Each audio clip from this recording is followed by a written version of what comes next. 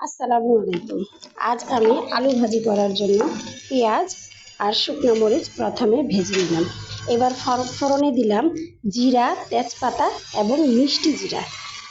তারপর আলু যেভাবে ভাজে শুধু হলুদ লবণ দিয়ে আলুটা সিদ্ধ করে একটু ভাজা ভাজা করে সবার শেষে স্পেশাল যেটা সেটা হচ্ছে কারি পাতা দিয়ে দিলাম। এই তো আমার আলু ভাজিটা প্রায় হয়ে আসলো।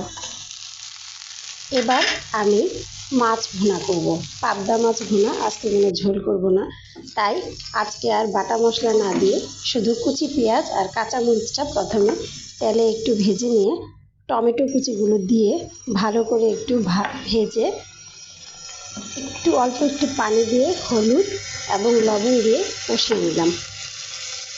টমেটোটা খুব ভালো করে নরম হয়ে আসলে এবার ঝোলের জন্য পানি দিয়ে দিব।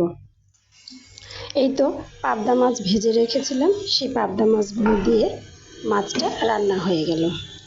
আপনারা কে কোথা থেকে দেখছেন? আমার ভিডিওগুলো ভালো লাগলে অবশ্যই লাইক, কমেন্টস এবং শেয়ার করতে ভুলবেন না।